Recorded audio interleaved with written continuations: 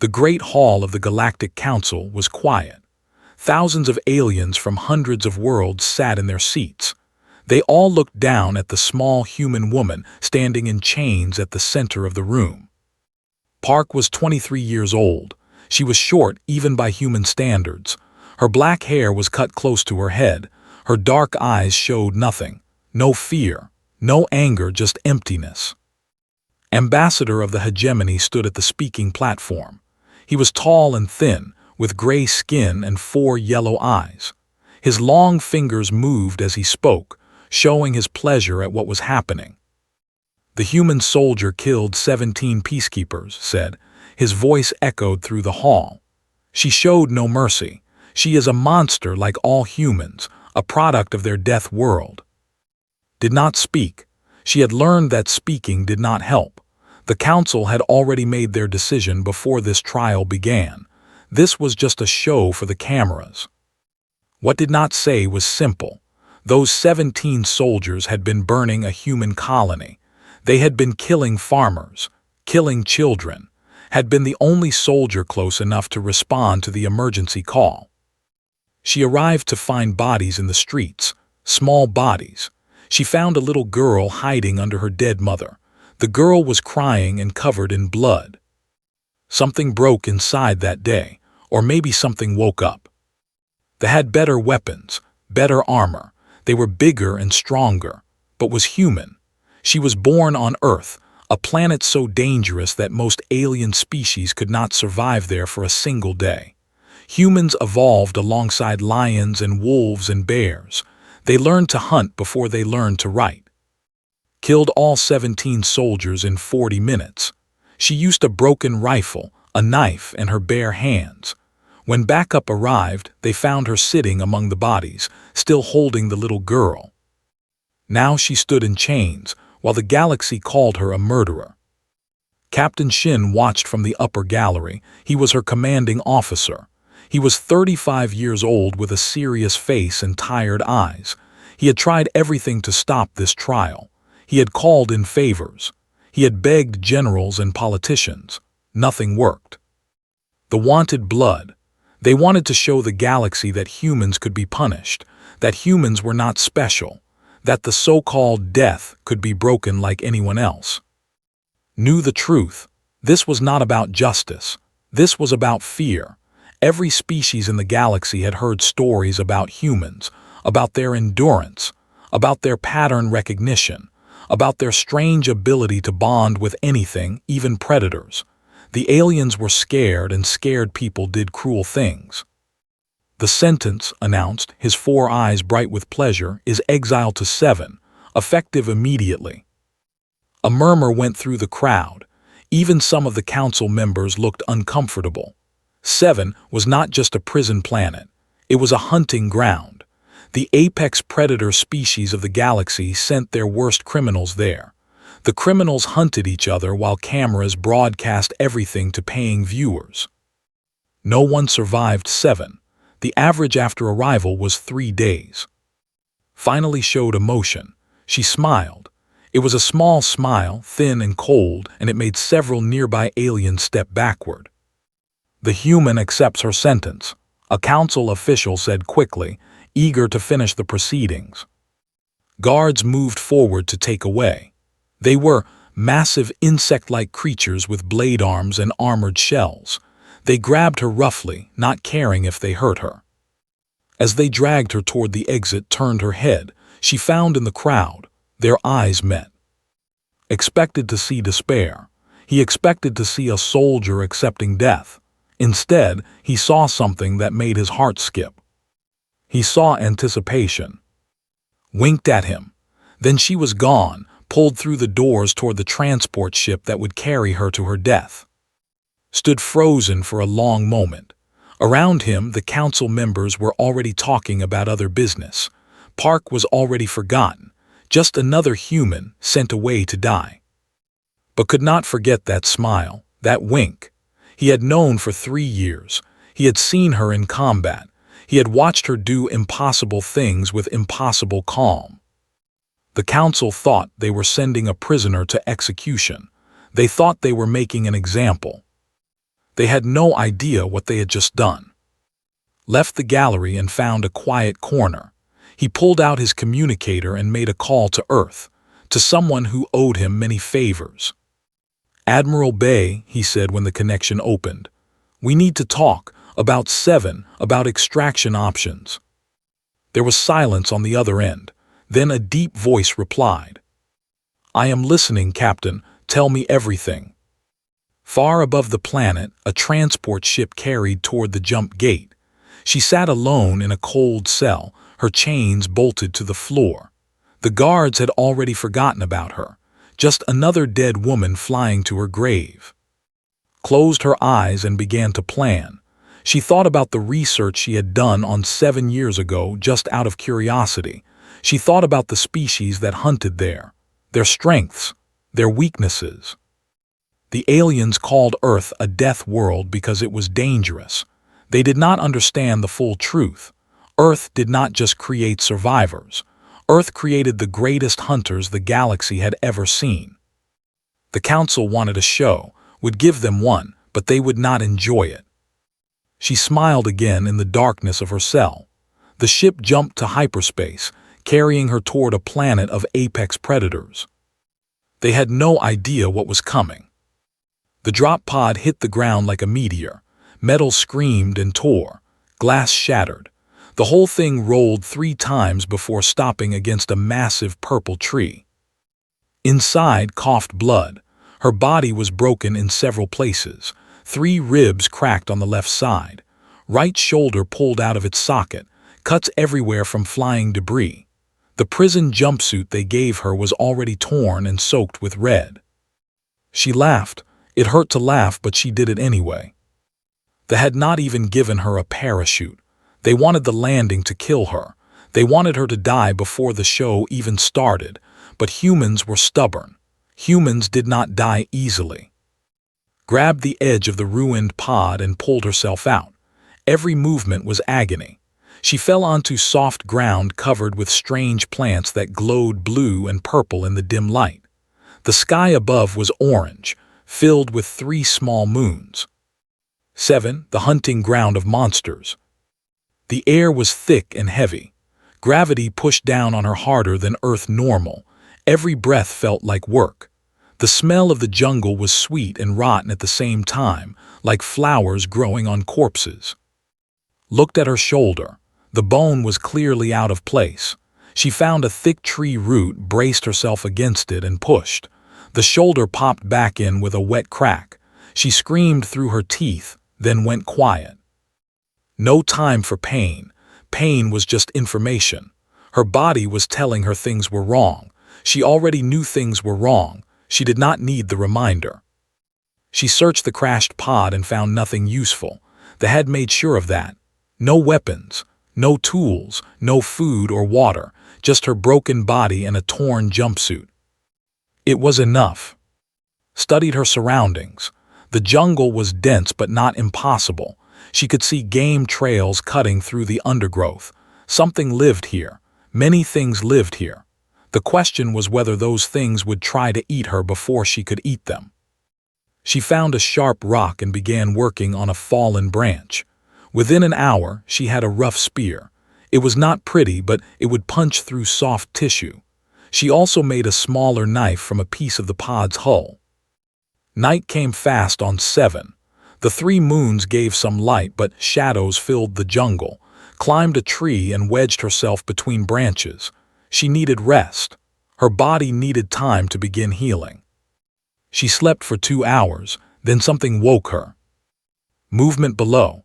Heavy footsteps that made no sound on the soft ground.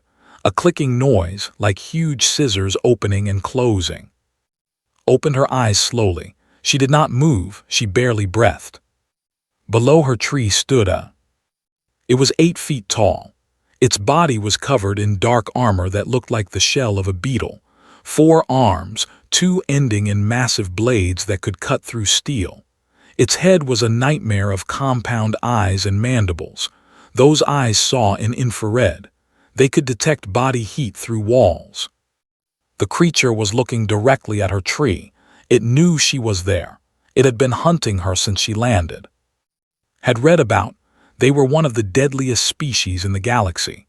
Their home world was a place of endless war where only the strongest survived.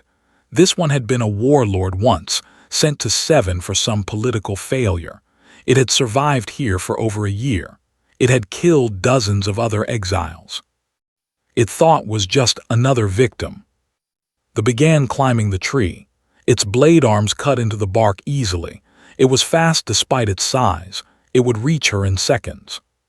Waited. The creature's head came level with her branch. Its compound eyes locked onto her.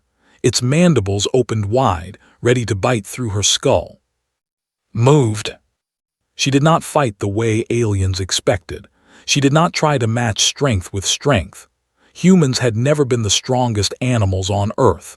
They survived by being smart, by seeing patterns, by never giving up. She rolled off the branch and fell. The slashed at where she had been, hitting nothing.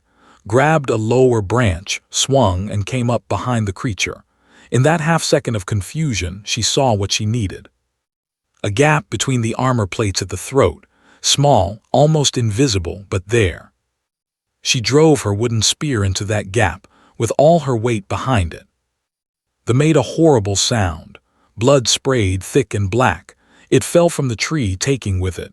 They hit the ground hard. The creature thrashed, its blade arms cutting wildly. One caught across the back, slicing deep. She did not let go of the spear. She pushed harder. She felt the wood scrape against something vital inside the creature's neck. The thrashing stopped. The compound eyes went dark. The great predator died in the purple mud, killed by a small human woman with a pointed stick. Lay on top of the body for a long time, breathing hard. Blood leaked from her back and mixed with the black blood of her enemy. Everything hurt. She wanted to sleep forever. Instead, she got up. She took the creature's blade arms. They were still sharp, better than any knife she could make. She began cutting the armor plates from its body. They would protect her. Somewhere above, she knew cameras were watching. Satellites that broadcast everything to billions of viewers across the galaxy. She found one of those cameras with her eyes and stared directly into it. "I am still here," she said. Her voice was rough and tired. "Send more." Far away in homes and bars and ships across the galaxy, people watched. Some cheered. Some cursed. Some felt the first cold touch of fear. On Seven finished her work. She wore armor now. She carried blades. She was wounded and exhausted and alone. She was also smiling. The hunt had begun, but she was not the prey. 3 months passed on Seven. 47 creatures died in that time, all of them killed by the same small human woman. The galaxy could not stop watching. Had changed since that first night. Her body was covered in scars now. White lines crossed her brown skin like a map of pain. She had lost weight but gained something else. Her muscles were hard as rope. Her eyes saw everything. She moved through the jungle like a ghost, like she had been born there. Her camp was built in the ruins of an old structure. Nobody knew who made it or when. It had stone walls and a roof that kept out the rain. She had filled it with weapons taken from her kills. Blades and claws and teeth. Trophies from 47 hunts. Other exiles learned to fear her. They called her some tried to kill her in her sleep. They did not come back. Some tried to form groups against her. She found them first always and took them apart one by one. She never killed in anger. She killed because they were hunting her. She killed because if she did not kill, she would die. It was simple math and was very good at math. On Earth, people gathered in public squares to watch her broadcasts. They cheered when she won. They cried when she was hurt. She had become more than a soldier. She had become a symbol. Proof that humans were not weak. Proof that the galaxy had made a terrible mistake. Admiral Bay watched every broadcast in his private office. He was 60 years old, with gray hair and a face like carved stone. He had commanded warships for 30 years. He had never seen anyone fight like Park. His aide, a young officer named, brought him reports every day. Public pressure was growing. Protests had started in human colonies. People were demanding action, demanding justice. "The council is afraid," said one morning. "They did not expect this. They thought she would die in days." Nodded slowly. "They do not understand humans. They read about our biology. They see that we come from a dangerous world, but they do not understand what that means." "What does it mean, Admiral?" Looked at the screen where was setting a trap in the purple jungle. Her movements were quick and sure. She had learned to combine techniques from a dozen different species. Wire snares, pit traps, old human tricks that predated. "It means we do not give up," he said. "It means we adapt. It means that every obstacle makes us stronger. The council sent her there to break her. Instead, they are forging her into something new." He turned to, "How long until the fleet is ready?" 6 weeks, Admiral." "Make it 4. I do not care what it costs. That woman has given us something precious. She has given us pride. We owe her a rescue." On 7 did not know about fleets or politics. She knew only survival. Hunt or be hunted, kill or be killed. Every day was the same. But something was changing. Other exiles started coming to her, not to fight, to talk, to offer tribute. They brought food and water and information. They wanted to be near her. They wanted her protection. The first was unnamed. He was small and thin, with silver skin and big dark eyes. He had been an engineer on his home world. He refused to build weapons for his government. They sent him here to die. "I can fix things," said, trembling before her. "I can build machines. I am not a fighter, but I can be useful." Studied him for a long moment. Then she nodded. "Build me a radio. I want to hear what the galaxy is saying." Next came a warrior. He was huge, almost 9 feet tall, with green skin and tusks. His people valued strength above everything. He had been the greatest warrior of his clan until politics brought him down. "I watched you kill the Blade," said. He meant a hunter who had terrorized the planet for years. "You are small, but you fight like a storm. I want to fight beside you." Looked up at him, way up. "Can you follow orders?" Laughed. "I can follow a warrior. I see a warrior." More came. An assassin named who could move without sound. A scout named who could see in complete darkness. They came from different worlds, different species, different crimes. But they all saw the same thing in hope. She did not ask for followers. She did not ask to be a leader, but she became one anyway. She taught them what she knew: how to set traps, how to read tracks, how to fight when everything said you should lose. "Humans have a saying," she told them one night around a small fire. "What does not kill you makes you stronger. The council thinks they are punishing us. They are wrong. They are training us." The cameras caught everything. Billions watched as they built an army from broken exiles, watched as predators became protectors, watched as a death sentence became a revolution. Ambassador watched too, and for the first time he felt real fear. "We should destroy the planet," he told the council. "Sterilize it from orbit, end this before it spreads." But it was too late for that. The broadcasts were too popular, too profitable, and killing now would only prove what humans had been saying all along. The galaxy had made a mistake, a terrible, terrible mistake. And it was far too late to fix it. Ambassador could not sleep anymore. Every night he watched the broadcasts from 7. Every night he watched Park destroy everything he believed about humans. The latest broadcast was the worst. She had fought a high hunter. These were not ordinary soldiers. High hunters were the elite of the elite. They trained from birth to kill. They had never failed a hunt in recorded history. Killed him in 12 minutes. But that was not the worst part. The worst part was how she did it. She let him wound her first. She let him think he was winning. Then slowly, she took him apart. She showed the entire galaxy that even the best were nothing compared to a single human woman. The political damage was immediate. Citizens demanded answers. How could their greatest warriors fall to this small creature from a backwater planet? Other species began questioning everything they thought they knew about military power. Called an emergency meeting of his staff. They gathered in his private chambers, all of them nervous. "We must do something," said. His 4 eyes were bloodshot from lack of sleep. "She is making fools of us. Every day she survives is another day of humiliation." "We could send more hunters," suggested his aide. "Better ones, a full team." "We sent a full team last week. She killed them all in one night." Silence filled the room. Nobody had a solution. Nobody could imagine a solution. Far away on 7 was planning something bigger than survival. Had built her a radio from salvaged parts. It could receive signals from all over the planet. She heard things, troop movements, supply drops, the locations of other exiles.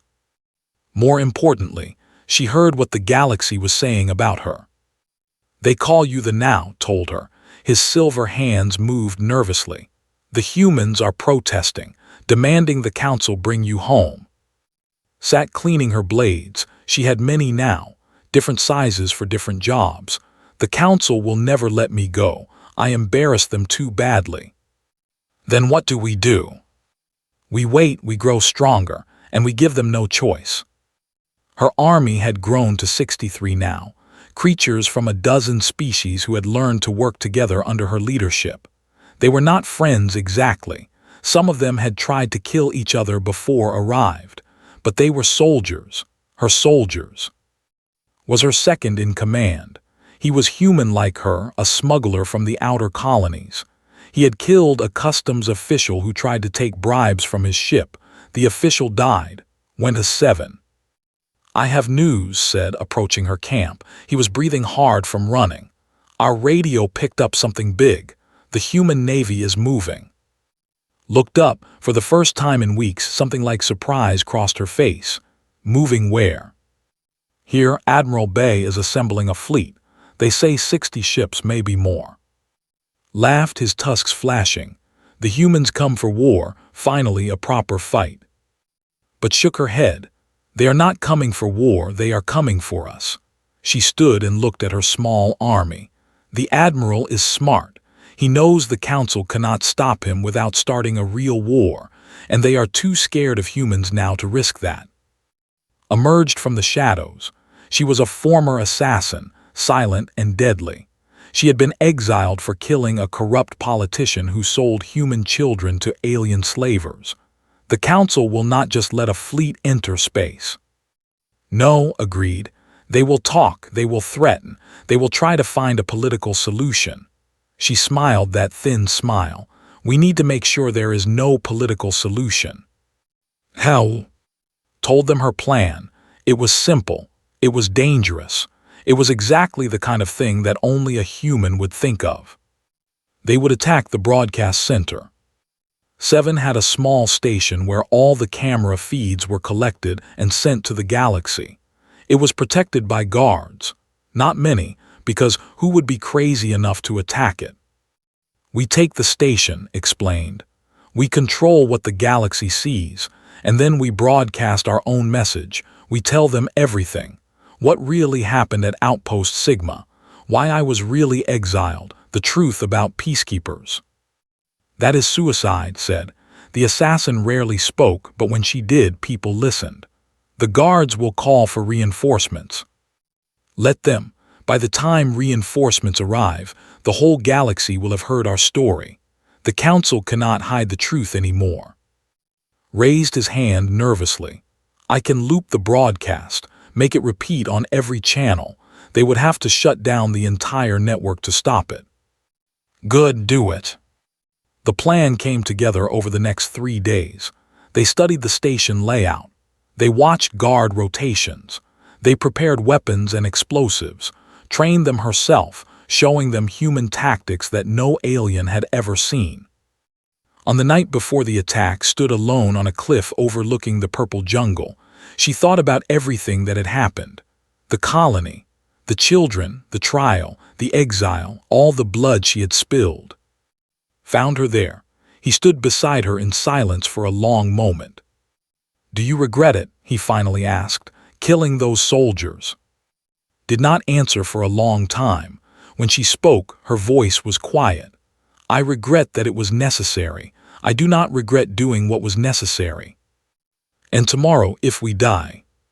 She turned to look at him. Her eyes were hard but not cruel. Then we die free, we die fighting, we die as humans should. Nodded slowly, that is enough for me. Below them, the jungle hummed with strange life. Above them, the 3 moons hung in an orange sky. Tomorrow would change everything. Tomorrow, the galaxy would learn the truth about humanity. One way or another.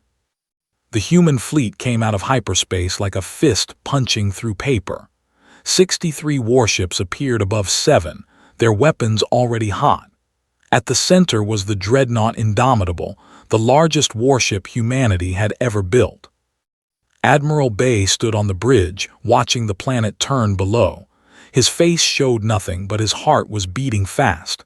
This was the moment. Everything depended on the next few hours. "Sir," his communications officer reported, "the Galactic Council is demanding we withdraw immediately. They are calling this an act of war." "Tell them we are conducting a rescue operation," replied calmly. "Tell them any ship that interferes will be destroyed." It was a bluff mostly. The human fleet was powerful but not invincible. If the full Navy responded, things would get ugly fast, but was betting that they would hesitate. They had seen what one human could do. They were not eager to find out what 63 ships could do. On the planet below, and her army attacked the broadcast station. It happened fast, and her scouts took out the outer guards without a sound, and his warriors smashed through the main gate, led the charge into the control room, her twin blades cutting through everything in her path. The station commander, a fat who had never seen real combat, died trying to reach his weapon. His guards died seconds later. In 4 minutes, the station belonged to. "Now," she ordered. The small rushed to the main console. His silver fingers danced across controls that were never meant for his species. Screens flickered. Systems rebooted, and then every channel in the galaxy showed the same thing. "Space." She looked into the camera and began to speak. Her voice was calm and clear. "My name is Park. I am a soldier of the United Human Navy. 4 months ago, I was exiled to this planet for the crime of protecting human children from soldiers who were murdering them. The Galactic Council called me a murderer. They sent me here to die." She paused, letting the words sink in. "I did not die, I survived, and now I have a message for the galaxy." Behind her, the camera showed her army. 63 exiles from a dozen species, all standing together. Criminals and outcasts who had learned to fight as one. "You called us monsters because we come from dangerous worlds. You called us savages because we refused to let our people die. You thought exile would break us. You were wrong." Her eyes seemed to look directly at everyone watching. "Humans do not break, humans adapt, humans endure, and humans never abandon their own." In the Galactic Council chamber, pandemonium erupted. Diplomats screamed at each other. Ambassador collapsed into his seat, his 4 eyes wide with horror. The broadcast could not be stopped. It was playing on every screen, every channel, every world. The truth was out. High above, Admiral smiled for the first time in months. "Send he ordered. "All of them. We are bringing our people home." Patrol ships tried to intercept. The Indomitable's point defense systems turned them into debris in seconds. More ships came. They died too. The message was clear. Nothing would stop humanity today. They landed near the broadcast station. Marines poured out, securing a perimeter, met them at the door, still holding her bloody blades. The Marine commander, a young woman named Sergeant Han, stared at her with something like awe. "Private Park, we are here to extract you." "Not just me," gestured to her army behind her. "All of them, they fought beside me. They are coming home too." Hesitated. Her orders said nothing about alien exiles, but she looked at the creatures standing behind. She saw the loyalty in their eyes. She saw how they looked at the small human woman like she was their salvation. All of them agreed. Get everyone to the ships, move. The evacuation took 11 minutes, supervised every moment, making sure all her people got aboard safely. One by one, they climbed into the that would carry them to freedom. Was the last to leave. Before she boarded, she walked to the highest point near the station. She planted a small beacon in the ground. It would broadcast one message forever on all frequencies. Humanity remembers. Humanity endures. Humanity comes for its own. Then she climbed aboard and the lifted off, leaving 7 behind forever. On the Indomitable, Admiral met her personally. He saluted first, which surprised everyone. Admirals did not salute privates.